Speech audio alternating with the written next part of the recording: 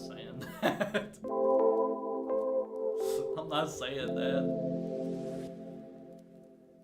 Chick. Free Skittles chick menu. Oh. So we don't, yeah, any different things. Oh, I got you. Yeah. Skittles chick. I typically just say. Yeah, I mean, do that that. too.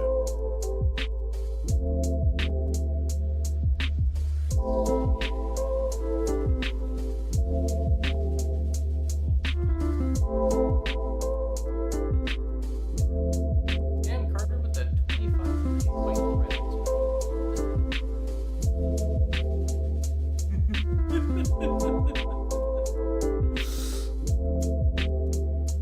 That's true. That's true. You did it. It's a lot of blue boxes. I think mine's only at 10k. This guy's already at 25k.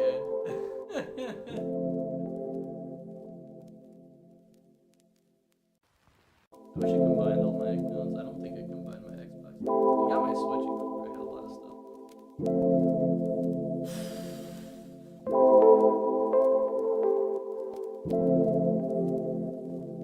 think I was like. Alright.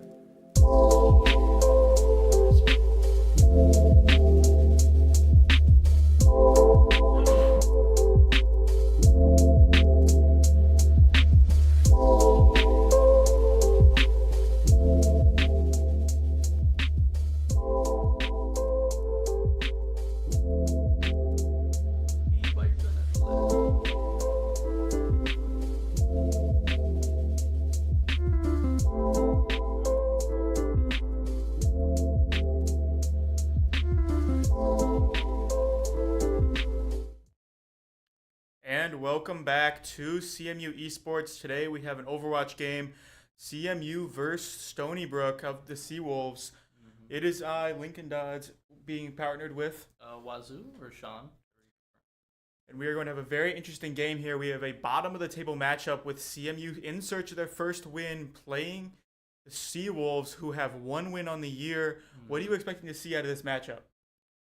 Hopefully a good amount of team fights won by CMU, some maps, some rounds. I'm hoping to see a good amount of victories from us. Yeah, we're certainly going to expect that. CMU, as we've seen, has played that up close and personal style that we've seen. The closer they can get to the other team, the more successful they've been. If they get isolated, they can get diced up. Do you think we're going to see them be successful in implementing that game plan compared to what we saw last week? I think if we manage to play more together with our Reinhardt and just like play more of like the death ball style that we're going for, I think it will go a lot better than last week. Yeah, last week against Wichita State, we did struggle. There was got 3-0'd, which is never something you want to see in this game of Overwatch. Though it can be expected. Wichita State, I believe, is sitting second in the division, which is very high compared to us. As we get into game number 1 here, we are going to see an interesting strategy. CMU does have a different player. They are missing Zack this week, who was so crucial in winning, sort of holding back those team fights and keeping himself sort of independent. Yeah. He is being replaced by Chick here, who is another DPS flex sort of player. Yeah, and I've heard that he plays pretty similar heroes, so we'll see. We'll still have that good flank we have, or a good solid base in our ball. Looks like they're picking May, which is good. Always good with Orion, so walling off like enemies and just having a good charge target right in front of our Ryan is perfect for us, I think. Yeah, I think we're going to see, they're going to try to keep him close. As I talked to the guys pregame, they said that May wall is going to be so crucial for them because of them trying to keep it close. Last week they couldn't quite wall off. The Wichita State team was very good at sort of staying apart and trying to force those 1v1s. But I think we are going to see them become much more successful. We do have Nepal here, which is a very brawler-centric map. This is their self-proclaimed strongest map. An early team fight here out of both. You see them playing Winston. Winston is very good against. We do see a quick pickoff by them. Another pickoff there by the Osorio, apologies, and the Juno.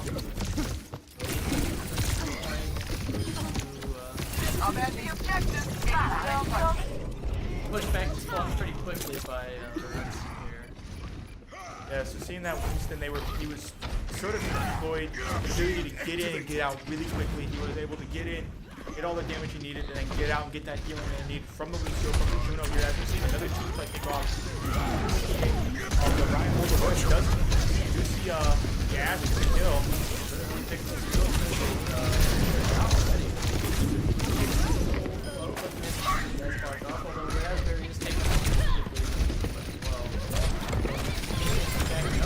Full spawn takes out.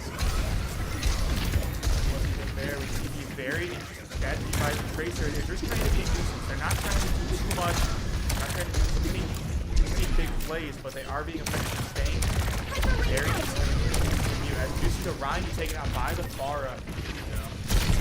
Pharah has proven to be a very, very dangerous matchup for CMU as the Ana walled off by the Mei, sort of securing her fate there.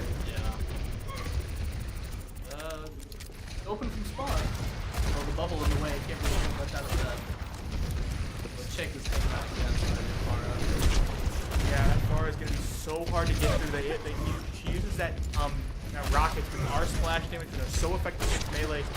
So this is the Reinhardt. He cannot do it with his melee club, which is something that is very not nice for a matchup like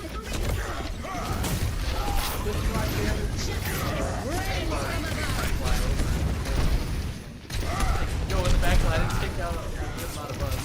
Look, it's a guard. And we do see the Tracer there being very effective. I believe that was her third kill of that team fight.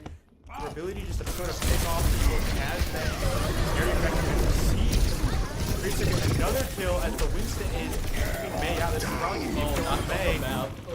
And knockback off map. Ryan's going to try to get some sort of point, but Pharah is pretty much a full counter to her, and if Pharah doesn't get the kill on the Ryan, it will probably end this first game, this first objective. What were things that you saw right there? A lot of stuck in spawn. Score. Because I think it was more of like a stagger out of the spawn. Didn't really do too much. With the Winston kind of jumping on whoever decided to walk out of the spawn doors without their tank, it was just kind of a lose-lose situation. Needed to stay in spawn, get everyone together, and then go in as a team. But even so, make sure to peel when the Pharah flew behind, or just try to pick her off as fast as possible. We are going to see a switch here by Freed and by Skittles. We are going to see a Roadhog pick who is better against Winston because of his close-range shotgun, as well as round two. I'm thinking of McCree and Cassidy, who is very good with his revolver at close range. Obviously, he can press right-click, hit those shots, get those 6 shots off very quickly. As we're seeing an early team fight here.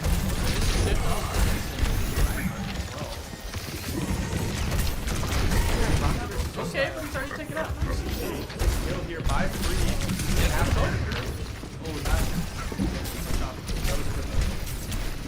Nearly a early kill. We are going to see. Okay, winning the cast there. CMU is going to capture objective for the first time in this game. Oh, there's going to be a test here by the Tracer that's easily taken out by the Ana, and they are going to secure objective early. We're seeing the Ana play more offensively than we usually see. Do a little bit of play. Yeah. Get a little bit of poke in there, try to force those healers to sort of direct their healing to the DPSs and away from the tank itself. It's so hard to push off points. Oh, and a swap on the Peterson. Shut down the Roadhog. Not a great matchup for Roadhog. He just does not do enough damage and just does not have quite enough ability to really get out damage. You see Orisa here diving early with all 4 of the teammates. She's probably going to be dead from the Mei as she is overextended herself. And you see her. He does get knocked out there. As we see Ana has to overextend herself. And probably go down. Yes, she does. We are seeing here a regroup from CMU as they try to claw back this second objective. That is good though. They have 2 ults on, both support ults online, and Blizzard coming up hopefully soon. Although, well, 2 for each game it looks like. All 4 of the ults are going to be very important here. Obviously, we know that Juno ult is so good, especially McCree that you see a very the team fight goes very poorly as Orisa is able to get a full damage on every single member with her ult, and then just everybody got picked off by a different person there. It's like, you did use swap to break right after. Just try. And then before we do a hog as well now, which is pretty fun. Get a right and the move over Brenner by that. That's okay. Possibly feeling a little bit cocky there. Stepped way away. I don't know where either the pin communicator or support team was there. As nice a great hook. hook there by Roadhog. Is it going to be enough to get the KO? It will be. He is going to get that full heal from his tank. He is going to activate his ult here. Trying to keep everyone else off the play.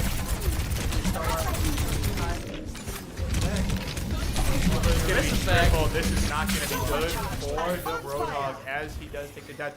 We do see both the DPSs of CMU have their ults. That Deadeye from Cassidy is so strong with the ability not even to have to aim, but just hold that ult and hit on pretty much anybody that does not have a ton of health.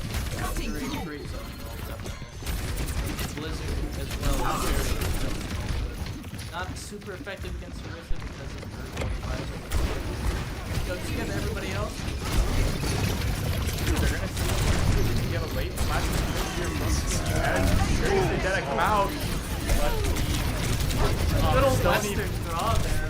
Deadeye on Deadeye. Stony Brook just gets a little bit earlier there and he does get the kill. That is going to be a team kill. That is going to wrap up game 1 here as Stony Brook takes it 2 objectives to 0. What were some things that you saw in that second game that they may be able to carry in here to the second game in the set? I think they definitely played a little more together on that second round. They were definitely waiting for each other.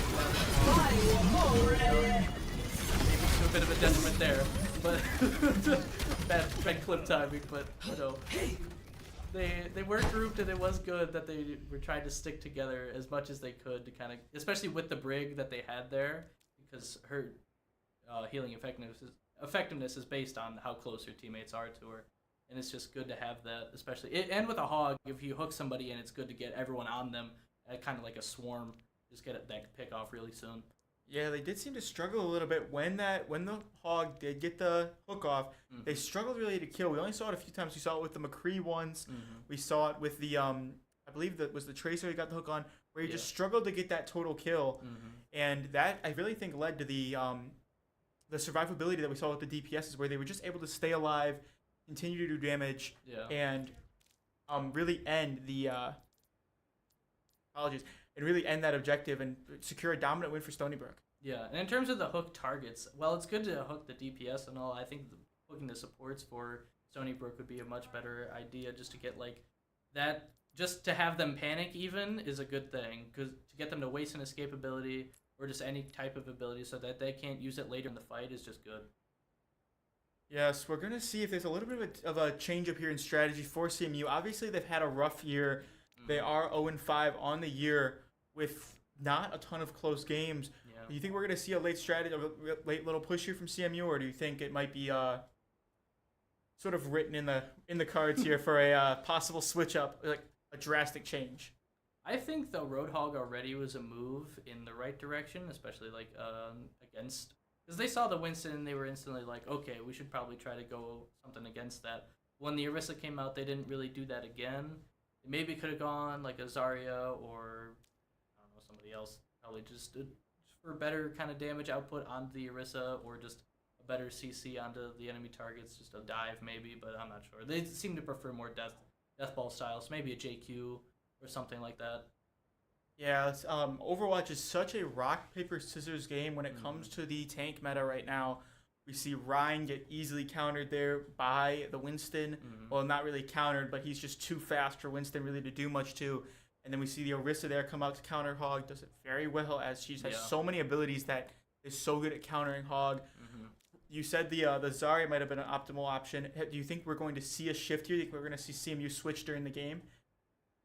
I'm not sure if we do play Zarya, but it would be a decent idea just in general, just to get to a bubble on anyone who's maybe being pounced by Stony Brook would be a good idea, just to get the charge up and then brings up your damage already. Just by passively protecting somebody, you're bringing your own damage up, and that just benefits the whole team. We are going to see, getting into game 2 here, we are going to see a map we do not see terribly often. As we're seeing, if we're going to see any changes in strategy here by either team. What are your thoughts on the map pick, and what are your thoughts on if you're going to see any characters specifically thrive here, or if you're going to see particularly bad here?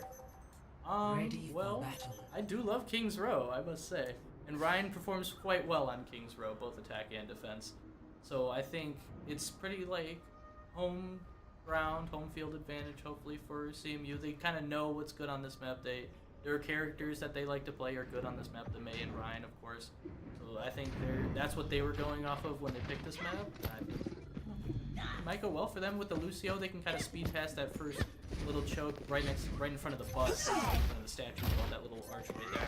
Hopefully they can get and just run down the Widow that Stony Brook is trying to get here as well. A lot of poke with the Ash of the Widow.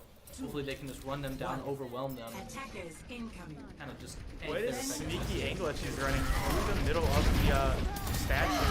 We are going to see it. King's Row is quite known for its shorter sight lines here. See it, we see it. Ryan getting locked up here. We're going to see a quick heal. He's going to drop back to Lucio, give him support. Does not get it as the Widow gets her first kill. Everybody had a yeah. Oh, and her second kill in very quick succession there from the Widow has been such a hard matchup for CMU. It's one of those two characters like the Pharah, like the like the Junkrat that have just been so good against this team comp. You are going to see SgtSkittlez switch to Widowmaker, maybe try to one up the other team's Widowmaker here. I say we're all about a little bit of friendly competition here. We're gonna see if that's gonna change the meta at all. Looks like they left SgtSkittlez behind. This is taken out by the Stony Brook's Lucio. Seen that all year really. She's been seeing Orisa come here. She might get both the DPS and the support. She gets two. She's probably gonna get 3 here. She does get 3 there, and that will completely destroy the advance of CMU with a quick 3-0 from Orisa. We are going to see SgtSkittlez here come try to scout out. A swap on the ramp. Oh. Yes. Oh. Alright. SgtSkittlez, the disadvantage of running Widowmaker in this case is that there's so many places as a defender for the Widowmaker to hide, whereas a attacking Widowmaker, it's very critical where you're going to come out. There's two exits here so it's hard to really figure that out. Seeing the Ram play an interesting strategy, he's going to save his shift. He does use it here though. When he activates that shift, he does get a significant amount of armor, which makes him very, very difficult to kill right away.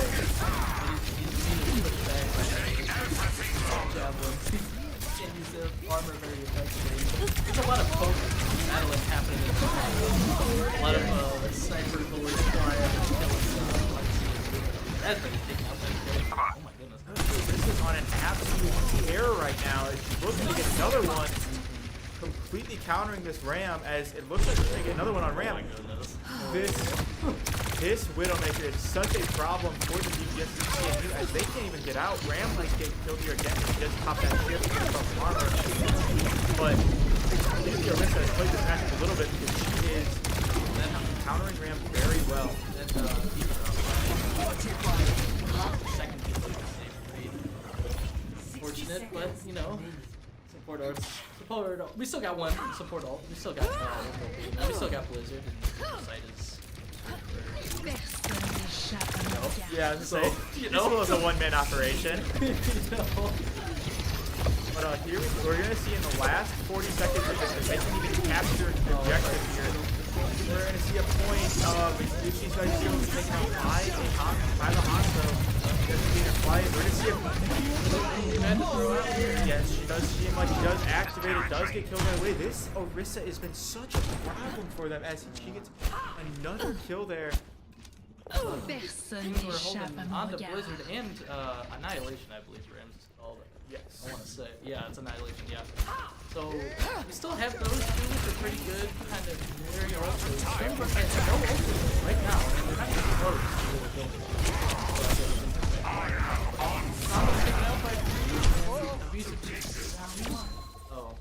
That will end the first round of this game. Now, all Stony Brook has to do is get on that objective for just a A few third, seconds, Switching and that sides. will secure game 2 and the majority of all the momentum in this game. Initiating match. Yeah, they only need a third of the point. They don't even need to capture the point. That's true. They only need Just a third of the point. So we're going to see here if we're going to see any drastic changes here. Yeah. On King's Row, we saw them change strategies a little bit. We saw the Ryan come out for a little bit. Then we saw, obviously, the shift. Yeah. I don't know if we're going to see a shift again here. We do see the team comps. They're taking a little bit longer than usual to form Yeah. as we get out here. So maybe a shift from both teams. Maybe the one team's like, you know what, we can try out some new things. We can try out some new characters. And obviously CMU comes out here with a Sigma, which is something interesting. Another close-ranged guy is Yeah. very good against Orisa, which is I'm suspicious why he picked that, because the Orisa was such a problem with her incredible stat line from last game.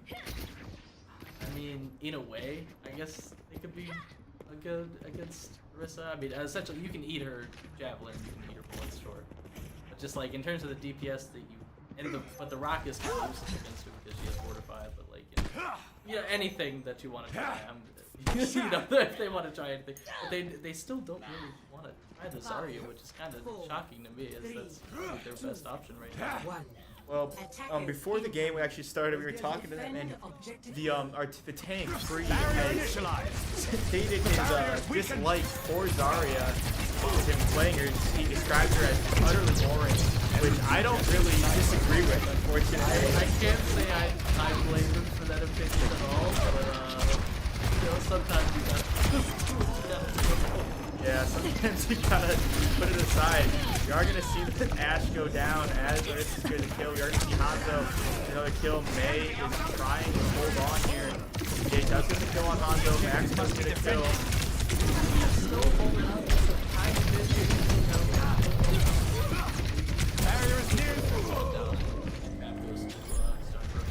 That game 2 will go to Stony Brook, as they are in a truly dire situation, CMU, as we go 2-0 into this final, third game of this match. Yeah. Well, I think they last a little longer in that team fight on defense than I thought they would. That is true. The true man of the hour, the Orisa, was so good, especially in that second game. She was so consistent, so strong. As we see here with the play of the match, it's that single double completely ending any momentum CMU had in that second half of game 2. Well, I don't. That Is it Escort next? I believe. I believe so. That is a tough game in game 2 and in game 1. Getting 2-0'd in both is just a rough look for CMU. We're gonna see Escort can be a interesting map because of a few different factors. There's great amounts of momentum that play into it. It's hard to stop a caravan once it's moving. Yeah. But if you can get it stopped and keep it hold, it is a rough game to try to get it moving again.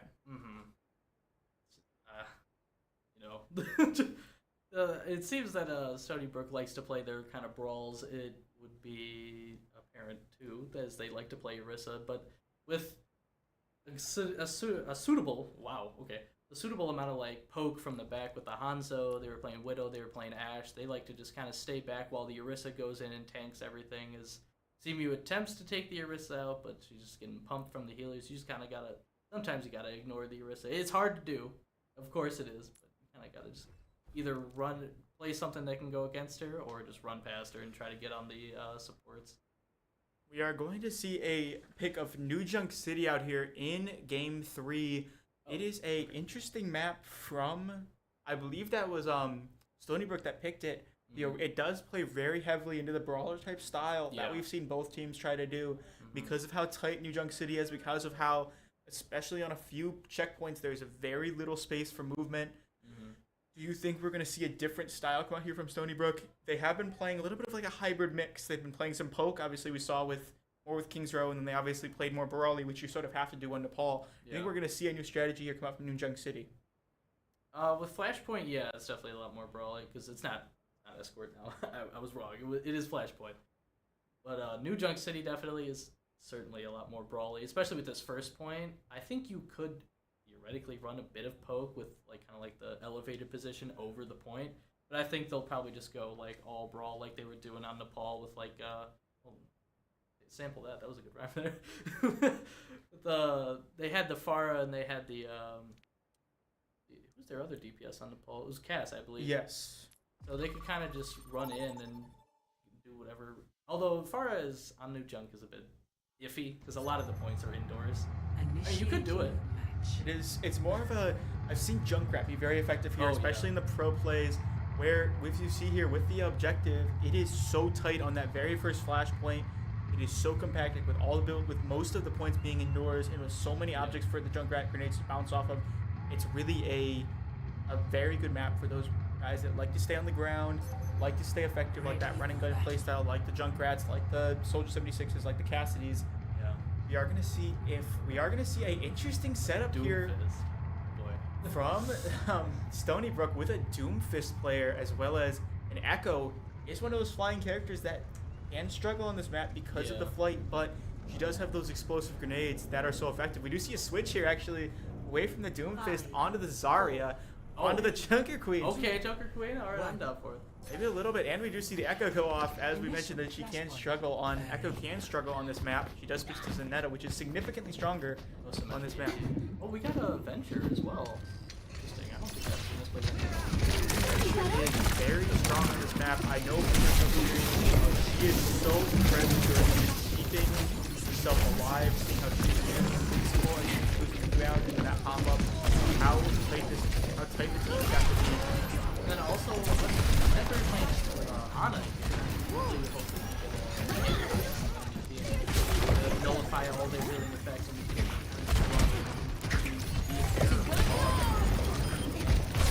I cannot say I'm too surprised about that Junker Queen pick from Stony Brook, as you see a poke here. He cannot get the kill once more. You see two flames flash down at the same time. Yeah, and then double kill on the Carnage. The kill they gotta get on that Junker Queen. She cannot get it, and that will be most likely the kill to the Roadhog, which does happen there. As it looks like the first flashpoint is gonna fall into Stony Brook's favor here, as they sort of just are scouting, making sure they didn't miss anybody. Yeah. We're gonna see the Soldier, and that's what we've seen out of this, but she is very, very good on this map. As her ability to charge up those gas. Well, there's Overclock already taken out by the skills. The Overclock is so effective, as I mentioned, on this map. We're outnumbered. Oh, just like the mother. Gotcha. Good looking out. They are going to, I think they're going to try to surrender this first point, try to regroup a little bit. Obviously in Flashpoint, there is a little bit of figuring out to do. There's a lot of different strategies to try. I would not be shocked here to see Freed switch into something else as soon as his ult is done, but he's got to get that to 100% here early. Also, Stony Brook.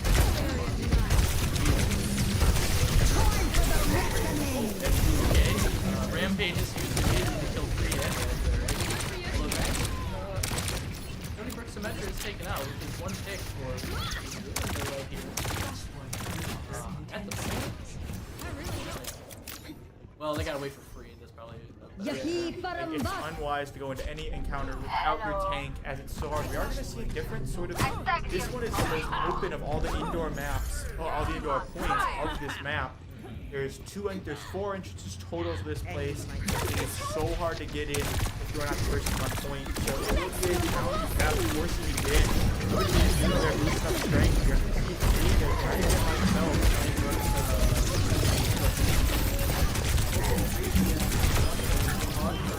He gets loose though.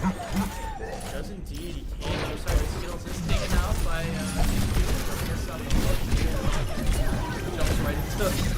Okay, but there's an Oracle coming down to help now. Here's my and they just use this overclock again and take out. We've seen that is so effective against them. Souljourn is so good in this matchup where it's more open. Obviously, we've seen Swisher to Widowmaker on this map, which is not something I think I have ever seen. And I wouldn't recommend it really either. But except for right here with the sightlines being so long. Does get a pick on the Ana. He's probably going to pick here on the He does miss that. He had an opportunity, I think, to get the Ash there, but cannot quite get it. They're trying to win. We're seeing free here. Switch to the Orisa. That was the stock suited. We're not going to see free here go down. Just can't quite cycle the boost the amount of time as he wanted. As he here go for the skid. He isn't quite able to get that boost to the top. This is looking bleak as Jumping right into Vanue's arms. right into the soul door. Oh boy. Not That a was good situation. Can I say the tracking there from Theta? Wow. That was really good. That was a very good job tracking that as very slippery to try to hit. And we're gonna see here if CMU can get on the point at all here in game 3. Here, to try to push. We're gonna see Orisa going after the worried about the there it is. Immediately. B of the CMU Chippewas, and I believe that. Oh, but a nano is used on free to keep him alive. He's able to pick up oh, but immediately by Stony Brook. Yes, he was alive. Maybe it'll be for Dodds. CMU taking out Stony Brook here. Logan's taken out by Theta. This ends. And the backs, they're getting a kill. Another overclock from Theta here. Actually, running behind Raspberry. The overclock is so Recharging.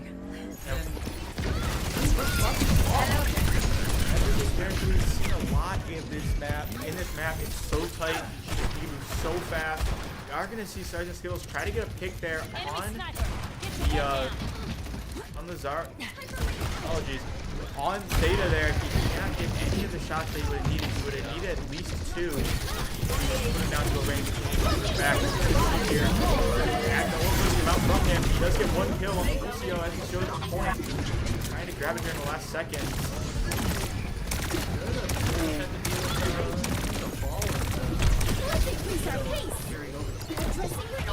This is a very good point for Widow as it's picking out 4 points.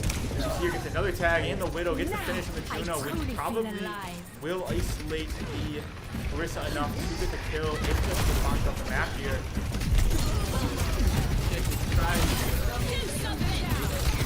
Again, taking out somebody pretty quickly. Yes, I'm the air support.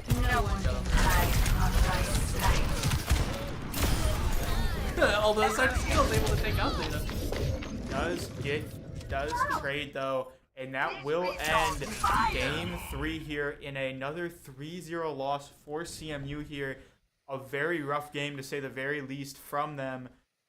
Any thoughts you have on the? I think this is the end of the season now. I believe it's the end of the season. I could be wrong on that. This ends Any now. thoughts on how it's going into either next season or into the next game? Any thoughts on how it could improve? I mean, we have 3 months until the next season. I think we have a lot of time during those 3 months to hopefully improve as a team, improve our ranks, improve our hero picks, and just especially our counter picks as well for tanks and our map knowledge. I think can also maybe improve a little bit. I think there's a lot of room for improvement, and that's good to have for a team. It's always good to have something to strive for, to have something to shoot for, especially as a team. Everybody needs to contribute and just help each other get better. And I think our team has the potential to do that. Certainly think the team has potential. Obviously, a very rough season, going 0-6. They are going to move leagues next year to, I believe, just another league in college esports, which could be up or down. Who knows? It's very the tiering system is very complex right now because of how many different divisions there are. But I do agree that there's a ton of potential in this CMU Overwatch team. We will be signing off. I have been Lincoln Dodds. I'm Sean, Wazoo. And we will be signing off until next time. Like and subscribe.